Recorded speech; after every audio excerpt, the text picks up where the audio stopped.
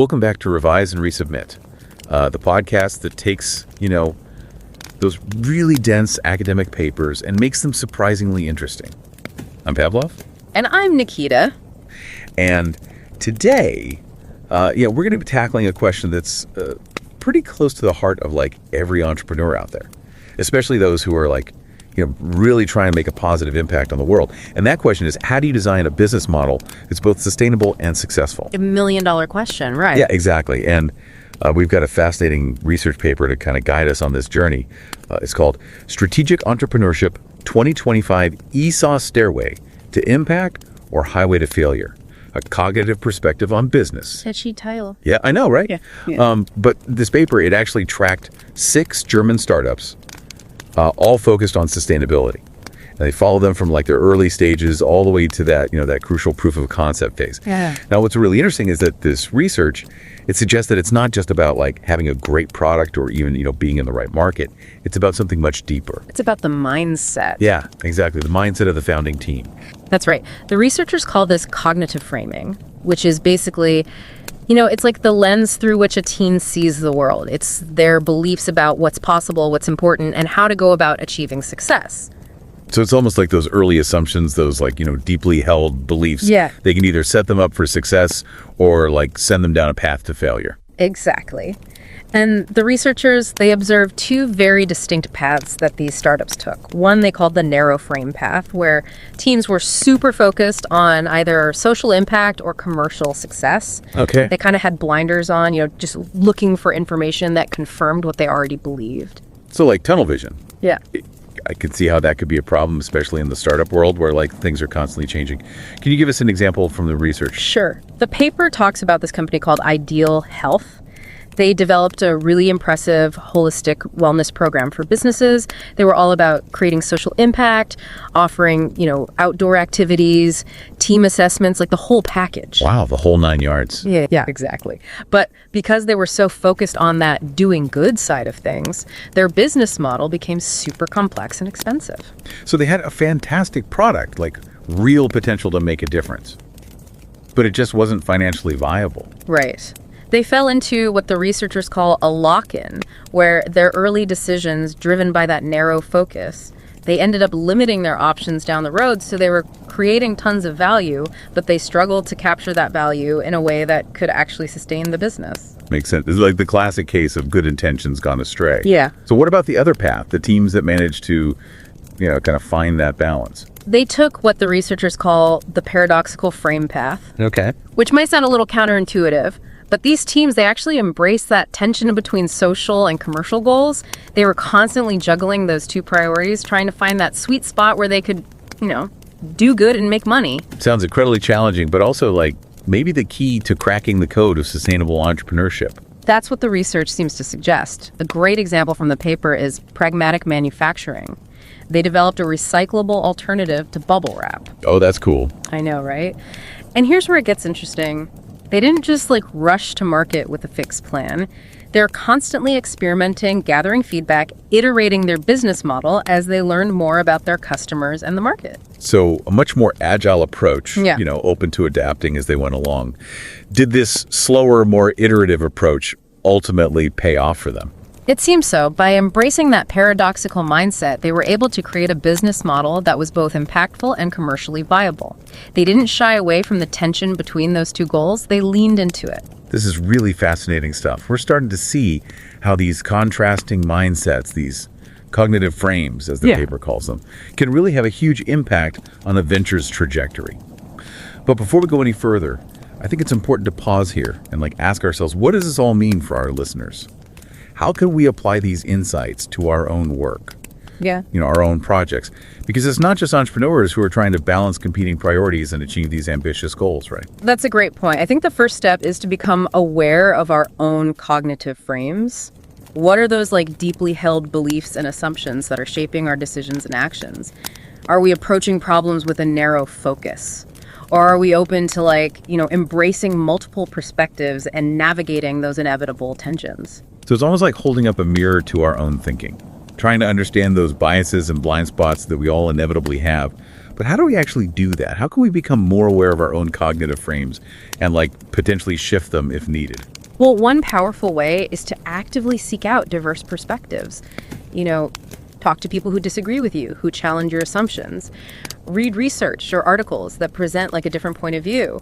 The more we expose ourselves to different ways of thinking, the more flexible and adaptable we become. That makes a lot of sense. It's like that old saying, you are the average of the 5 people you spend the most time with. So if we surround ourselves with people who think exactly like us, we're less likely to challenge our own assumptions and grow. But let's be honest, seeking out those differing opinions, it can be uncomfortable.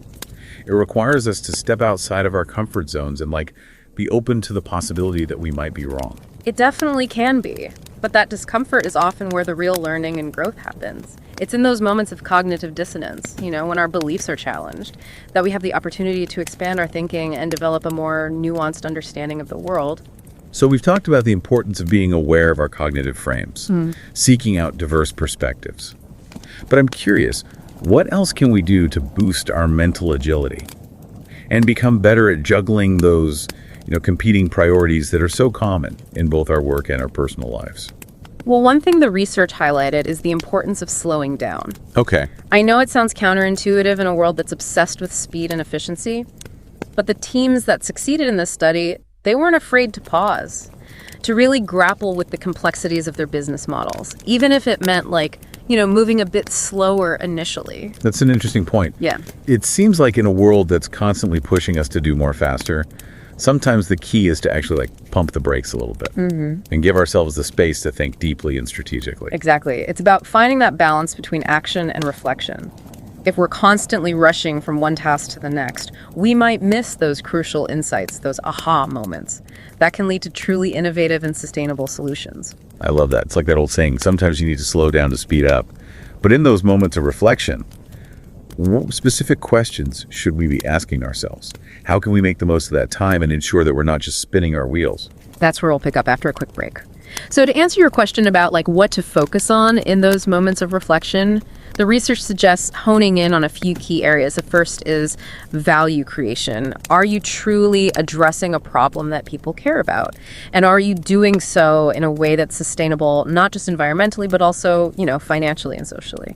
Yeah, it seems like a lot of ventures, especially those with a social mission, get so caught up in the doing good part that they neglect the making money part, which ultimately undermines their ability to create lasting impact. Exactly. Sustainability is all about finding that sweet spot, that triple bottom line where people, planet and profit are all considered.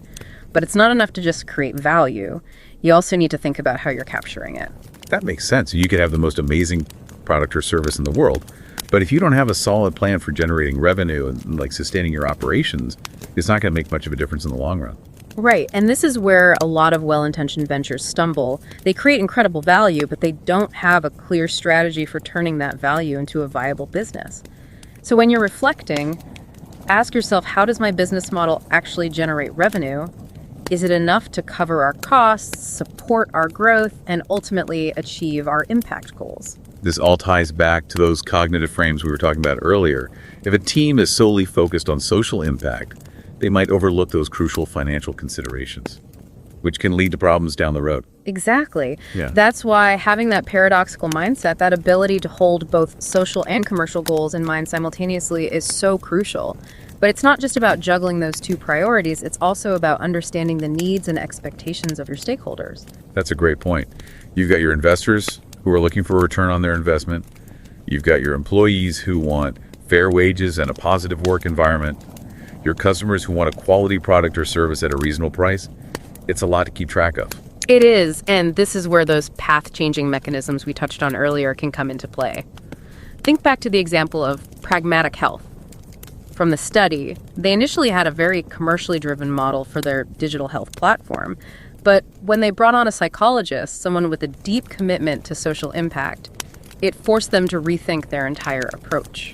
It's fascinating how a single new team member, someone with a different perspective, can have such a profound impact on a venture's trajectory. Have you ever experienced something similar in your own work where a new person joined the team and shook things up in a positive way? Absolutely. I was working on a project a few years ago where we were developing an educational app for kids. And we were all very focused on making it fun and engaging, but we weren't paying enough attention to the learning outcomes. Then we brought on an educational psychologist who challenged our assumptions and pushed us to incorporate more evidence-based teaching strategies. That's a great example of how those external perspectives can help us break out of our own narrow frames and see things in a new light. But sometimes it's not a new team member that forces us to revise and resubmit our approach. It's feedback from the outside world. Right. The research highlighted the role of investors and mentors in providing that crucial reality check, especially for teams that might be a bit too caught up in their own vision. Remember Ideal Manufacturing from the study? They had an amazing idea for a sustainable alternative to traditional paper, but they were so focused on the environmental benefits that they hadn't fully considered the market demand or the financial viability. It took some tough love from their investors to force them to confront those blind spots. It's funny how sometimes we need that external pressure, that push from people who aren't as emotionally invested in the project to help us see things more objectively. It can be a bit of a blow to the ego, but ultimately it's for the best. Exactly. And it's not just feedback from investors or mentors that can trigger a shift in thinking. It's also the ever-present pressure of finances. That looming runway, that ticking clock of dwindling funds, it can force even the most idealistic team to get pragmatic and prioritize making money to survive. That's the reality of entrepreneurship, isn't it? No matter how noble your mission is, you still need to pay the bills and keep the lights on. Absolutely. And I think this financial pressure is something that a lot of people, not just entrepreneurs, can relate to. We all have limited resources, whether it's time, money, or energy. And we're constantly having to make choices about how we allocate those resources. That's such a crucial point. And it really speaks to the broader applicability of this research. It's not just about building sustainable businesses. It's about navigating complex challenges, balancing competing priorities and making decisions that are both impactful and viable, regardless of what field you're in or what goals you're pursuing. Precisely. And what this research highlights is that cognitive framing, that mental agility, isn't just some abstract concept. It's a practical skill that can be honed and developed, and ultimately can be the difference between success and failure in any endeavor, whether it's launching a startup, leading a team, or simply trying to manage our own busy lives. So to recap what we've learned so far, it's about being aware of our cognitive frames, seeking out diverse perspectives, embracing feedback, and using those moments of reflection to ask ourselves those tough questions about value creation, value capture, and stakeholder needs. It's a lot to keep in mind. But as you said, this is about tackling complex challenges, about making a real difference in the world. It's not supposed to be easy. You got that right. But here's the thing, navigating these complexities, embracing those tensions, that's where the magic happens. That's where innovation thrives and true impact is made. I love that thought. It's not about shying away from the hard stuff, but leaning into it, using our minds to find those creative, sustainable solutions that the world so desperately needs. And that, my friends, is the beauty of the paradox. It's in those messy, challenging spaces where we find our greatest potential for growth, for innovation, for making a real difference. And on that inspiring note, we'll wrap up part 2. We'll be back shortly to continue our exploration of this fascinating topic and what it means for you, our listeners. Stay tuned. Welcome back to Revise and Resubmit. Before the break, we were talking about how this research on sustainable ventures, has some really profound implications for all of us. Like, no matter what kind of work we do or what goals we're striving for. Absolutely. And, as we've been discussing this, I've been thinking about all those people out there who are just starting their entrepreneurial journeys. Those with big dreams of launching a venture that makes a real difference in the world. What advice would you give them based on what we've learned from this research?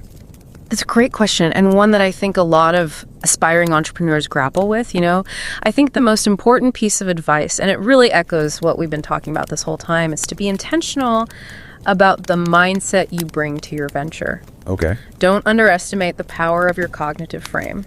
Ask yourself those tough questions about your values, your priorities, and how you plan to balance the doing good with the making money. Right. And perhaps even more importantly, surround yourself with a team that embraces that paradoxical thinking. A team that can challenge each other, push each other to think bigger and bolder. Yeah, it seems like even the most brilliant idea, the most innovative product or service needs that solid foundation, that shared vision and mindset to really take flight. Absolutely. And beyond that initial team and that core mindset, remember those path-changing mechanisms we discussed earlier. Don't be afraid to bring in new people, new perspectives, even if it creates a little friction. Yeah. Embrace feedback, even the tough kind, from mentors, investors, potential customers, and be prepared to revise and resubmit your business model as you learn and grow. Yeah. Because let's face it, the entrepreneurial journey is rarely a straight line. It's full of twists and turns, unexpected challenges, and the need to constantly adapt and evolve. You know, that reminds me of a quote I heard recently that really resonated with me. The only constant is change. And I think that's especially true in the world of startups and innovation. But change can be scary, especially when you've poured your heart and soul into an idea. How can entrepreneurs find that balance between staying true to their vision and being open to adapting and pivoting when needed? That's the million-dollar question, isn't it? And I don't think there's a simple answer, but I think a key part of it comes back to that paradoxical mindset we've been talking about. Okay. It's about holding those seemingly contradictory ideas in your mind at the same time. The desire for stability and the need for flexibility, the commitment to your vision, and the willingness to let go of certain aspects of it if they're no longer serving you. Yeah. And I think a lot of that comes down to self-awareness, to being able to honestly assess your strengths and weaknesses, your progress and your setbacks, and to make adjustments along the way. It's not about being perfect. It's about being willing to learn, to grow, and to evolve. That's such a powerful message, and one that I think applies to all of us, not just entrepreneurs. Yeah. We live in a world that's constantly changing, and the ability to adapt, to revise and resubmit our approaches, our plans, even our beliefs is becoming increasingly essential. For sure. So to all those budding entrepreneurs out there, those change makers, those innovators, keep pushing forward, keep experimenting, keep learning. Yeah. And remember, the world needs your ideas, your energy, your commitment to building a more sustainable and equitable future. And who knows, maybe someday we'll be featuring your story right here on Revise and Resubmit. And don't forget to subscribe to Revise and Resubmit on Spotify and Apple Podcasts for more captivating deep dives like this one. And if you're enjoying the show and want to support us in creating more insightful content, consider becoming a patron on Patreon. Every contribution helps us continue this journey of exploration and discovery. Until next time, keep those minds curious, keep questioning, and keep revising and resubmitting.